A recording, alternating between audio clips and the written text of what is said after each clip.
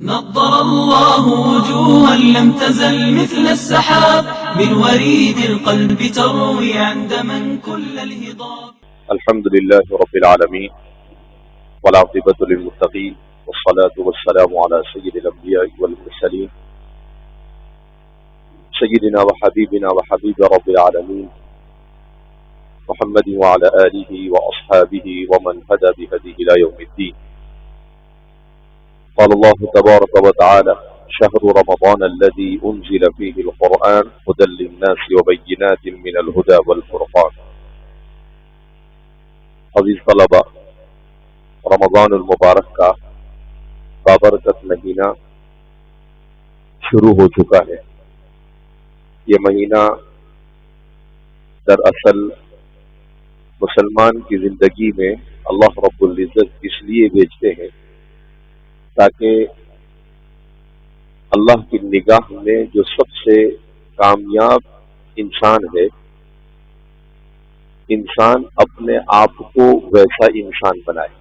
قرآن میں اللہ فرماتے ہیں: ان اکرمکم عند اللہ اتقاکم، کہ تم میں سب سے زیادہ معزز مکرم اللہ کی نگاہ میں کون ہے؟ جو سب سے زیادہ اللہ سے ڈرنے والا.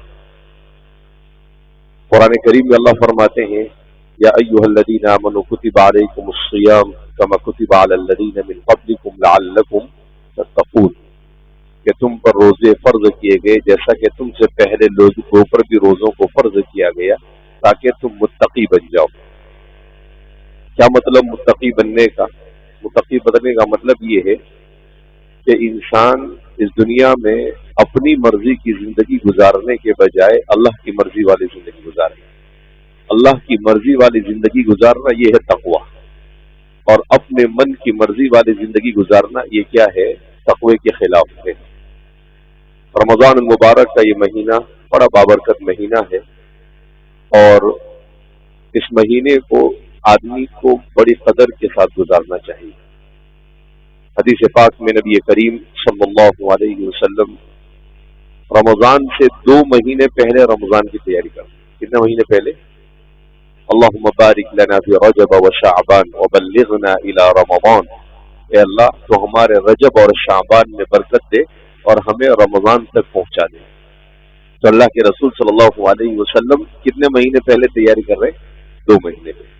اور ہم رمضان شروع ہونے کے بعد بھی رمضان کی تیاری نہیں کرتے ہیں. لہذا رمضان المبارک کے اس مہینے کے سلسلے میں یہ ہے کہ ہمیں اپنے آپ کو جتنا ہو سکے اللہ سے مربوط کرنا، اللہ سے اپنے آپ کو جوڑنا، اسی لیے رمضان مبارک کا مہینہ آتا ہے. حدیث پاک میں رمضان مبارک کا مہینہ شروع ہوا، رسول اللہ صلی اللہ علیہ وسلم منبر پر چڑھ رہے تھے. جب پہلے زینے پر آپ نے قدم رکھا منبر کے تو کہا آمین، دوسرے پر رکھا تو کہا آمین، تیسرے پر رکھا تو کہا آمین. حضرت عمر بن الخطاب رضی اللہ تعالیٰ عنہ فرماتے ہیں: ہم نے کہا اللہ کے رسول صلی اللہ علیہ وسلم، ہم نے کبھی نہیں دیکھا کہ آپ اس طرح سے آمین کہیں، آج آپ نے آمین کہا، کیا وجہ ہے؟ تو رسول اللہ صلی اللہ علیہ وسلم نے ارشاد فرمایا کہ جب میں ممبر پر چڑھنے لگا تو جبریل ممبر کے پاس آ کر کھڑے ہو گئے، اور جبریل کہنے لگے، جب پہلے ممبر پر میں پہنچا تو جبریل نے کہا کہ جس شخص نے رمضان کا مہینہ پایا اور اپنی مغفرت نہ کرا سکا اس پر اللہ کی لعنت. تو میں نے کہا آمین. پھر جب دوسرے زینے پر قدم رکھا تو جبریل نے کہا جس نے اپنے والدین کو بڑھاپے میں پا لیا اور ان کی خدمت کر کر اپنی مغفرت نہ کرا سکا اور اپنی جنت نہ بنا سکا اس پر بھی لعنت ہو. تو میں نے کہا آمین. پھر جب تیسرے پر قدم رکھا تو حضرت جبریل علیہ السلام نے کہا جس کے سامنے آپ کا ذکر ہو اور وہ آپ پر درود نہ بھیجے اس پر بھی لعنت ہو. تو اللہ کے رسول صلی اللہ علیہ وسلم فرماتے ہیں میں نے کہا آمین. ہمارے محدثین فرماتے ہیں ایک تو جبریل علیہ السلام کی بددعا ہی کتنی خطرناک تھی، اور پھر اس پر اللہ کے رسول صلی اللہ علیہ وسلم نے کیا کہا؟ آمین. تو اس بددعا کتنی خطرناک بددعا وہ بن گئی کہ اس آدمی کے لیے محروم القسمت ہونے میں کوئی شک ہی باقی نہیں رہے کہ جو رمضان کا مہینہ پانے کے بعد بھی اپنی مغفرت اللہ سے نہ کرا سکا. اس لیے میرے نوجوانوں، ہمیں بہت سوچنے کی ضرورت ہے۔ رمضان کے مہینے میں موبائل کو سائڈ پر رکھے اور موبائل کی جگہ پر قرآن کو پکڑ لیں۔ اس کو پکڑ لے وے، قرآن کو پکڑ لے وے۔ رمضان المبارک کے مہینے میں اپنا وقت ادھر ادھر ضائع کرنے کے بجائے اپنا زیادہ سے زیادہ وقت مسجد میں بیٹھ کر قرآن کی تلاوت میں خرچ کرنے کی کوشش کریں۔ رمضان المبارک کا سب سے افضل کام ہے روزے رکھنا۔ رمضان المبارک کا دوسرا سب سے افضل کام ہے تراویح پڑھنا۔ من صام رمضان وقامہ ایمانا واحتسابا غفر له ما تقدم من ذنبه، حدیث میں ہے جس نے رمضان کے پورے روزے رکھے اور تراویح کا اہتمام کیا ایمان اور احتساب کے ساتھ، یعنی ایمان بھی مضبوط ہو اور اللہ سے اجر کی پوری امید بھی ہو، اس نیت کے ساتھ اس نے یہ کام کیا، حضور نے کہا غفر له ما تقدم من ذنبه، تو پچھلی زندگی کے سارے گناہ اللہ معاف فرما دیتا ہے۔ ہمارے بزرگوں نے لکھا ہے کہ جس کا رمضان نیکیوں کے ساتھ گزرتا ہے اس کا پورا سال نیکیوں کے ساتھ گزرتا ہے، اور جو رمضان میں بھی نہیں سدھر سکا، رمضان میں بھی نمازیں نہیں پڑھ سکا، رمضان میں بھی قرآن نہیں پڑھا، رمضان میں بھی اس نے اپنے آپ کو لغویات سے نہیں روکا، تو وہ پورا سال اس کا ایسا ہی برائیوں کے ساتھ گزرتا ہے۔ لہذا رمضان کے اس مہینے کی ہم قدر کریں اور رمضان مبارک کو بہترین انداز میں گزارنے کی کوشش کریں۔ تو رمضان کا سب سے اہم عمل کیا ہے؟ روزے رکھیں۔ آج ہمارے نوجوانوں میں ایک بڑا طبقہ ایسا روزے بھی نہیں رکھتا ہے، بولے ہم سے روزے رکھنا نہیں بنتا ہے۔ کیوں نہیں بنتا ہے بھائی؟ ساری دنیا کرنا بنتا ہے، آپ سے روزے رکھنا کیوں نہیں بنتا ہے؟ تو رمضان میں ہر حال میں آدمی کو روزہ رکھنا ہے۔ دوسرا عمل ہے تراویح کو اہتمام سے پڑھنا۔ ہمارا نوجوان کیا کرتا ہے؟ تراویح میں بیٹھا رہتا ہے، جب امام صاحب رکوع میں جانے والے ہو تو جلدی جلدی بھاگ کر نماز کیا کرتا ہے؟ پکڑتا ہے۔ نہیں، آپ کو رمضان المبارک کے مہینے میں پورا قرآن سننے کا ثواب اس وقت ملے گا جب آپ شروع سے لے کر آخر تک امام کے ساتھ شریک ہو۔ سمجھ گئے بات؟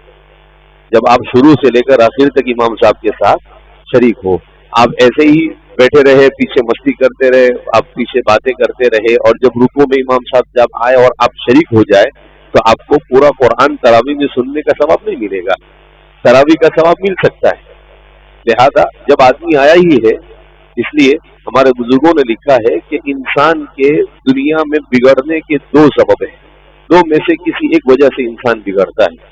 ایک تو انسان بگڑتا ہے اپنے نفس کی مان کر، کہ وہ اپنے نفس کی مانتا ہے، اللہ کی نہیں مانتا ہے، وہ اللہ کے رسول صلی اللہ علیہ وسلم کی بات نہیں مانتا ہے، اس کا نفس جیسا بولتا ہے ویسا کر، نفس بولتا ہے بیٹھا رہنا، ابھی اتنا لمبا کہاں کھڑا رہے گا، وہ موبائل لے کے 6 گھنٹے 4 گھنٹے 3 گھنٹے 10-20 منٹ کھڑا رہتا ہے، اور اللہ کے سامنے 4 منٹ نہیں کھڑے رہ سکتے ہو۔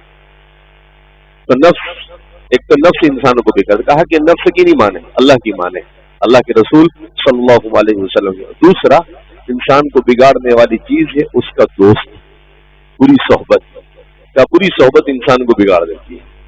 کیوں؟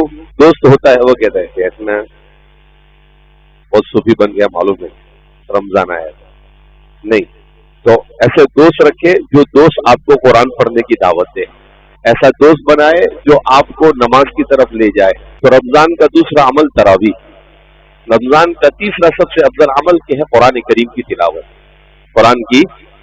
قرآن کی تلاوت دو طرح سے ہوتی ہے، ایک تو قرآن کو پڑھے آدمی بغیر سمجھے، اور ایک ہے سمجھ کر پڑھے۔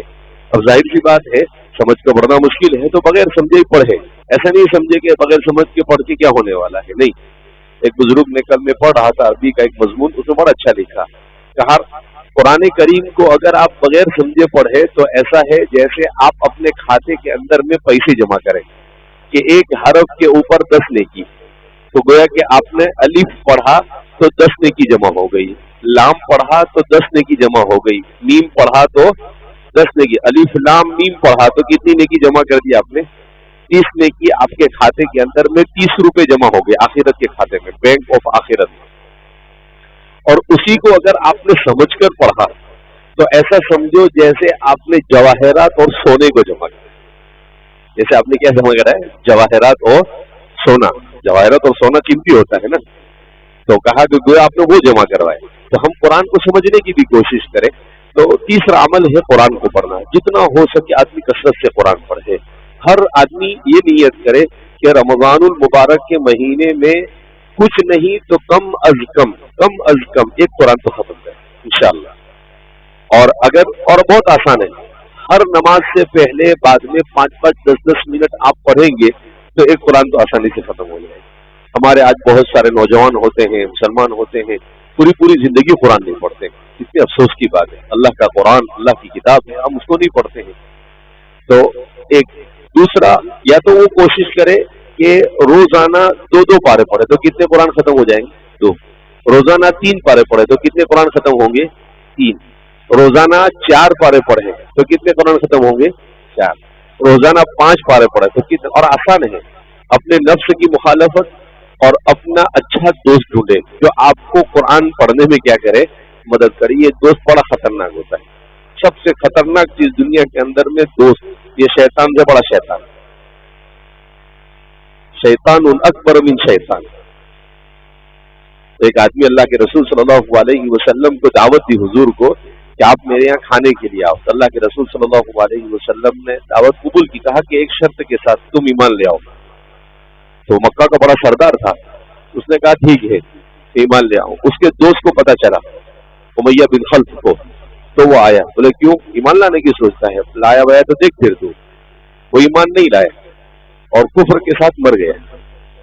تو قرآن کی آیت نازل ہوئی، وَيَوْمَ يَعَضُّ الظَّالِمُ عَلَى يَدَيْهِ يَقُولُ يَا لَيْتَنِي لَمْ أَتَّخِذْ فُلَانًا خَلِيلًا، کہ قیامت کے دن وہ غصے سے اور ناراضگی میں اپنے ہاتھ کو کاٹے گا۔ غصے میں انسان کاٹتا ہے نا، کہا اور کہے گا یا ویلتا لیتنی لم اتخذ فلانا خلیلا، ہائے کاش کہ میں نے فلاں کو اپنا دوست نہ بنایا ہوتا۔ اگر اپنے دوست کی نہ مانا ہوتا تو صحابی بن جاتا، لیکن برے دوست کی مانا تو صحابی تو نہیں بنا، ہمیشہ کافر رہ کر ہمیشہ کی جہنم میں کیا کرتا رہے گا، جلتا رہے گا۔ اس لیے اچھا دوست بنانا بہت ضروری ہے۔ تو اس لیے اب کوشش کریں قرآن کو کثرت سے پڑھے، اور جو 12 رکعت سنتیں نماز، فرض نماز کو تکبیر اولیٰ کے ساتھ جماعت کے ساتھ پڑھے۔ رمضان میں تو پڑھے کم سے کم آدمی، رمضان میں بھی ادھر ادھر کھڑے رہتے ہیں، جب امام صاحب رکوع میں جاتے تو دوڑتے آتے نماز میں شریک ہوتے ہیں۔ یہ زبردستی والی نماز نہیں ہے، شوق سے نماز پڑھے۔ تو 12 رکعت سنت ہے، فجر سے پہلے 2 رکعت، ظہر سے پہلے 4 رکعت، ظہر کے بعد 2 رکعت، مغرب کے بعد 2 رکعت، عشاء کے بعد 2 رکعت۔ یہ 12 رکعت اس کو سنن رواتب کہتے ہیں۔ حضور صلی اللہ علیہ وسلم نے ارشاد فرمایا، جو 12 رکعت اہتمام کے ساتھ پڑھے گا وہ جنت کے جس دروازے سے چاہے مرنے کے بعد داخل ہو جائے۔ چھوٹا سا عمل ہے لیکن کتنا بڑا ثواب ہے۔ تو اس کی کوشش کرے، رمضان میں تہجد پڑھے۔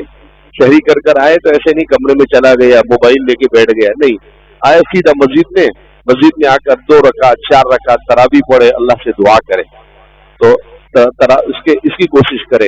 جب کالج میں جانے لگے تو 2 رکعت اشراق کی نماز پڑھ کر جائے۔ حدیث میں آتا ہے کہ 2 رکعت اگر آپ پڑھیں گے تہجد میں تو وہ 2 رکعت دنیا کی ساری نعمتوں سے زیادہ افضل ہے، اور 2 رکعت آپ اشراق کی نماز پڑھیں گے تو بدن میں 360 جوڑے ہیں، اللہ رب العزت ان 360 جوڑوں کے شکر کا ثواب عطا فرماتا ہے کہ آپ نے پورے 360 جوڑے کا شکر ادا کر دیا۔ تو اس کا اہتمام کرے۔ مغرب کے بعد ہو سکے تو 2 رکعت کے ساتھ اور 2-4 رکعت پڑھے تو اس کو اوابین کہتے ہیں۔ تو ایسے رمضان کو بھلائی کے ساتھ گزارے۔ رمضان مبارک میں فلمیں دیکھنا، موبائل کے اندر میں غلط چیزیں دیکھنا، ان سب چیزوں سے اپنے آپ کو کیا کر رہے دور رکھے۔ رمضان میں اللہ سے لو لگائے، دوسروں سے لو نہ لگائے۔ کریں گے بھائی انشاءاللہ۔ اللہ رب العزت ہم سب کو رمضان مبارک کو نیکیوں کے ساتھ گزارنے کی توفیق مرحمت فرمائے، اور رمضان کی برکات سے اللہ رب العزت ہم سب کو مستفید فرمائے۔ امت پر آئے ہوئے تمام مسائل کو رمضان مبارک کی برکت سے اللہ رب العزت ختم فرمائے، اور اللہ رب العزت ہم کو نماز کا، قرآن کی تلاوت کا شوق نصیب فرمائے، اور پورے اخلاص کے ساتھ ایمان کو مضبوط کرنے کی توفیق مرحمت فرمائے۔ اللہ کہنے سننے زیادہ عمل کی توفیق مرحمت فرمائے۔ سبحان اللہ و بحمدہ، سبحانک اللہم، اشہد ان لا الہ الا انت، نستغفرک و نتوب الیک۔